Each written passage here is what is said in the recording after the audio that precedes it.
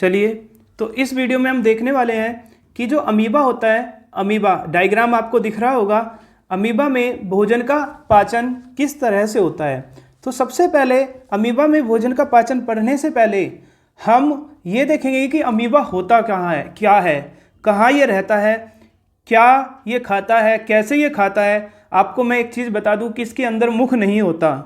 अब आप ये पूछेंगे कि जब सर मुख नहीं होता तो ये खाता कैसे होगा। इसके अंदर दूसरी बात ये भी बता दूं कि एक सिंगल सेल बॉडी का स्ट्रक्चर होता है, सिंगल सेल का जीव होता है। इसके अंदर कोई भी, जैसे हमारे अंदर भोजन के पाचन के लिए पेट होता है, आंत होता है, ठीक है, मुख होता है, इसके अंदर कुछ भी नहीं होता। तो ये क्वेश्चन यह है कि अब ये पाचन कैसे करता होगा। ठीक है, तो आइए देखते हैं किस तरह से। सबसे पहले इसके बारे में हमें पढ़ना है, तो सबसे पहला पॉइंट यही निकल कर आएगा कि जो अमीबा होता है यह एक कोशिकीय जीव है। किस तरह का जीव होता है अमीबा? एक कोशिकीय जीव होता है। ठीक है, कैसा है? एक कोशिकीय जीव। तो पहला पॉइंट हुआ कि हमारे पास, देखिए एक मिनट, अमीबा एक कोशिकीय जीव होता है, यूनिसेलुलर ऑर्गेनिज्म होता है। इसमें पाचन के लिए कोई विशिष्ट अंग नहीं पाए जाते। जैसे हमारे अंदर पाचन के लिए विशिष्ट अंग पाए जाते हैं। सबसे पहले हमारा पाचन, अभी हम देखेंगे नेक्स्ट वीडियो में यही आएगा हमारा, उसमें हम देखेंगे कि हमारा पाचन मुख से ही प्रारंभ हो जाता है। मुख के बाद ईसोफेगस यानी कि फूड पाइप में जाएगा, फिर स्टमक यानी कि आमाशय में जाएगा, फिर स्मॉल इंटेस्टाइन यानी कि छोटी आंत में जाएगा, फिर लार्ज इंटेस्टाइन यानी कि बड़ी आंत में जाएगा, और उसके बाद क्या हो जाएगा कि शरीर से बाहर निकल जाएगा। तो इस तरह से हम देखेंगे कि हमारे अंदर एक वेल डिफाइंड सिस्टम होता है भोजन के पाचन के लिए, लेकिन इसमें कोई भी विशिष्ट अंग नहीं होते, यहाँ तक कि इसमें मुख भी नहीं होता। अब ये क्या काम करता है? जो जल है, जल के अंदर जो छोटे छोटे पादप, जो छोटे छोटे जीव होंगे या छोटे छोटे प्लांट्स होंगे, उनको अपना भोजन बनाएगा, उनको अपना भोजन क्या करता है? बनाता है। तीसरा पॉइंट हो गया, यह जल में रहने वाले छोटे छोटे जीवों से अपना भोजन प्राप्त करता है। फोर्थ, इसका साइज इतना ज़्यादा छोटा होगा कि इसको आप अपनी नेक्ड आई यानी कि नग्न आंखों से नहीं देख सकते। नंबर 5, इसमें प्राणी संभोजी प्रकार का विषम पोषी पोषण पाया जाता है। अभी मैंने आपको पढ़ाया था इस वीडियो में कि प्राणी संभोजी पोषण एक ऐसा पोषण होता है जिसमें पोषण के लिए, जिसमें डाइजेशन के लिए, देखिए जीव जो हैं वो ठोस या तरल पदार्थ को क्या करते हैं? ग्रहण करते हैं, और उनके शरीर के अंदर ही भोजन का क्या होता है? पाचन होता है। और शरीर के बाहर होगा तो उस किस प्रक्रिया में होता है भोजन शरीर के बाहर, ये आपको बताना है, मैंने आपको समझाया है। ठीक है, तो इसमें प्राणी संभोजी प्रकार का विषम पोषी पोषण पाया जाता है। फिफ्थ, सिक्स्थ देखेंगे, इसमें मुख नहीं होता है। अभी मैंने आपको बताया कि इसके अंदर कोई भी मुख नहीं होता। भोजन निम्न 5 चरणों में होता है। ये चरण आपको याद रखने हैं, इंपॉर्टेंट है कि भोजन का पाचन हम अपने अंदर पढ़ेंगे, मनुष्य के अंदर, हमारे अंदर भी 5 प्रोसेस में भोजन का पाचन होगा। सबसे पहले इंजेशन, फिर digestion, absorption, assimilation, egestion. Ingestion को बोलते हैं अंतर्ग्रहण, डाइजेशन पाचन, अब्जॉर्प्शन अवशोषण, एसिमिलेशन स्वांगीकरण, और फिर वही क्षेपण। समझा देता हूँ जनरली क्या होता है। अंतर्ग्रहण का मतलब होता है भोजन को ग्रहण करना, ग्रहण करने के बाद वो भोजन को पाचन करना, उसमें एंजाइम वगैरह मिलाकर पाचन करते हैं। उसके बाद जो सेल्स होगी, साइटोप्लाज्म होगा, उसके द्वारा भोजन को अवशोषित कर लिया जाएगा। अवशोषित करने के बाद उससे एनर्जी ली जाएगी, वो वृद्धि करेगा, इसको बोलते हैं स्वांगीकरण।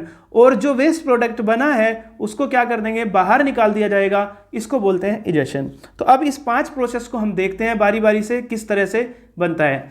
सबसे पहले मैं आपको संरचना दिखाऊं किसकी? सबसे पहले मैं दिखाऊं आपको क्या? अमीबा। देखिए यहाँ पर संरचना आपको दिख रही होगी, ये आपका अमीबा है। ये देखिए, ये आपका अमीबा है। आप अमीबा की संरचना इस तरह से कैसे भी बना सकते हैं। इसमें एक सिंगल न्यूक्लियस होगा, ये इसका न्यूक्लियस है। क्या है ये? इसका न्यूक्लियस। यहाँ देखेंगे आप, ये इसका न्यूक्लियस है, और इस तरह से इसकी संरचना है। क्या आपको इसमें कहीं मुख दिखाई दे रहा है? नहीं, इसमें कोई भी मुख नहीं होता। अब ये क्या काम करता है कि जो इसके ये पैर हैं, देखिए अगले वाले स्टेप में यहाँ ये जल के अंदर है, और आप देखेंगे कि यहाँ पर फूड है, ये कोई फूड है, इसको अमीबा को इस फूड को खाना है।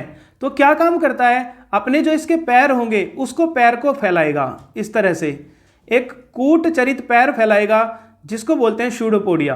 क्या बोलते हैं? शूडोपोडिया। इस तरह से आप देखेंगे इसका साइज बढ़ जाएगा। साइज इस तरह से आप देखेंगे, अपना जो पैर है ये शरीर के हिस्से को आगे बढ़ा लेगा। इस तरह से बढ़ाने के बाद ये जो भोजन था इसको निगल जाएगा, भोजन को धीरे धीरे क्या करेगा, निगलेगा। अब जैसे ही ये भोजन को निकलेगा तो इस प्रोसेस को बोलते हैं हम क्या, इंजेशन। क्या बोलते हैं, इंजेशन। किसकी हेल्प से, अपने कूट चरित पैर की एक पैर बना लेता है जो होते हैं, इसको बोलते हैं सूडोपोडिया। जैसे इसने खाने को इंजेक्ट किया, शरीर के अंदर गया, अब क्या होता है, दूसरे वाले प्रोसेस में फूड सबसे पहले इंजेशन होता है यानी कि अंतर्ग्रहण। अंतर्ग्रहण होने के बाद उस फूड का पाचन होना है। क्या होना है, पाचन।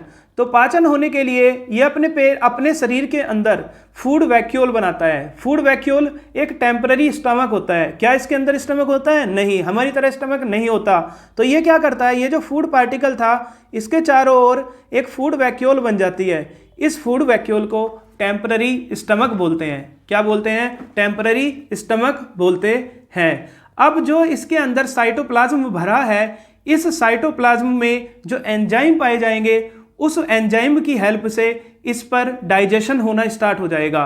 इस फूड का क्या होना स्टार्ट हो जाएगा, पाचन। तो इस तरह से इसका पाचन होगा। पाचन होने के बाद क्या होगा कि ये जो साइटोप्लाज्म है, इससे जो साइटोप्लाज्म जो है वो इस भोजन को, जो फूड आया है उस फूड को, फूड से जो एनर्जी मिलेगी, फूड किस लिए खाते हैं, एनर्जी के लिए, उसको एब्जॉर्ब कर लिया जाएगा। कहाँ पर, साइटोप्लाज्म में। जो ये साइटोप्लाज्म होता है इसके अंदर भरा होता है, ये फूड की एनर्जी को क्या करता है, अवशोषित कर लेता है, एब्जॉर्ब कर लेता है। अब अवशोषित करने के बाद मान लीजिए यहाँ पर अवशोषित किया है, तो क्या यहीं पर एनर्जी की जरूरत है, नहीं, एनर्जी की जरूरत पूरे के पूरे अमीबा को है। तो अब क्या करता है कि जो अमीबा, जो यहाँ फूड वैक्यूल बना था, वो एनर्जी जो ली थी साइटोप्लाज्म ने, उस एनर्जी को सब जगह पर क्या कर देता है, ट्रांसफर कर देता है, सारे के सारे अमीबा को भेज देता है एनर्जी को। तो इस तरह से ये प्रोसेस कहलाता है एसिमिलेशन, यानी कि जो एनर्जी मिली है फूड से वो सभी के सभी पूरे के पूरे अमीबा में चली गई। अब अमीबा अपना साइज ग्रोथ करेगा, साइज बढ़ाएगा, जिससे साइज बढ़ाएगा तो ये अब क्या होता है, डॉटर न्यूक्लियाई में टूट जाता है, डॉटर अमीबा में टूट जाएगा। टूटने से पहले क्या होता है समझिए, अब इसके अंदर जो भोजन का पाचन हुआ है उसमें कुछ वेस्ट प्रोडक्ट भी बना होगा। सिंपल सी बात है, हम भी खाते हैं, कुछ जो भी हम खा रहे हैं क्या सारा का सारा डाइजेस्ट हो जाता है, वो नहीं होता सारा का सारा डाइजेस्ट। कुछ ना कुछ पार्ट उसका क्या बनता है, कुछ ना कुछ वेस्ट प्रोडक्ट जरूर बनता है जिसको शरीर से बाहर आना आवश्यक होता है। तो सबसे पहले क्या करता है, ये जितना भी यहाँ पर वेस्ट प्रोडक्ट बना है उसको सबको एक जगह पर इकट्ठा कर लेगा। मान लीजिए ये क्या है आपके पास, ये अमीबा है, यहाँ पर सारे के सारे वेस्ट प्रोडक्ट को इकट्ठा कर लेगा। इकट्ठा करने के बाद ये टूट जाएगा और टूट कर ये वाला जो आप देखेंगे वेस्ट प्रोडक्ट है ये शरीर से बाहर निकल जाएगा।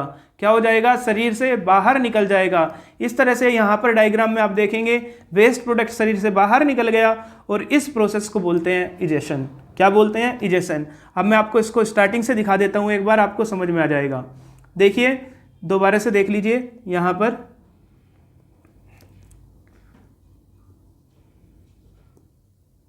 देखिए सबसे पहले क्या हुआ, जो अमीबा था उसने भोजन को इनटेक किया। इनटेक का मतलब ग्रहण किया।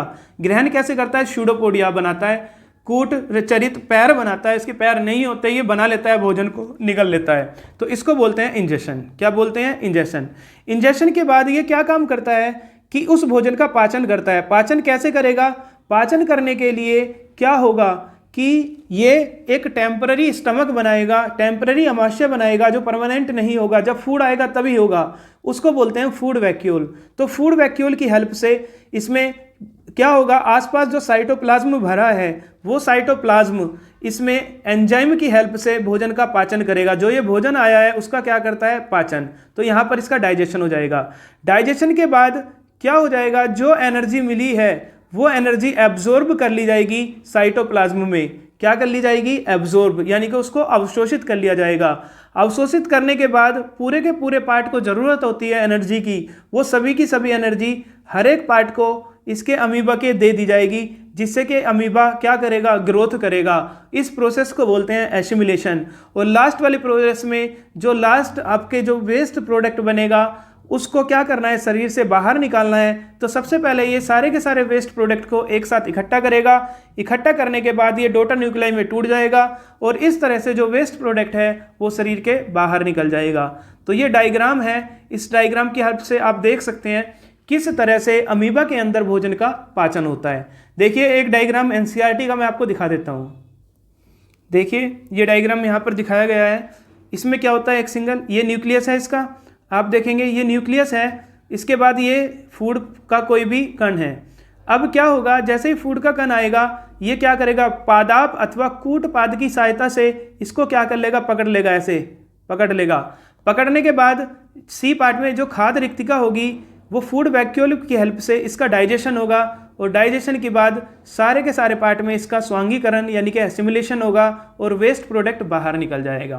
तो इस तरह से जो एक कोशिकीय जीव होता है वो अपना पोषण करता है। इसके बाद जो नेक्स्ट वीडियो आएगी मोस्ट इंपोर्टेंट होगी मनुष्य में पोषण। किसमें, मनुष्य में हम अपने अंदर पोषण देखेंगे। चलिए धन्यवाद, मिलते हैं फिर एक नई वीडियो के साथ।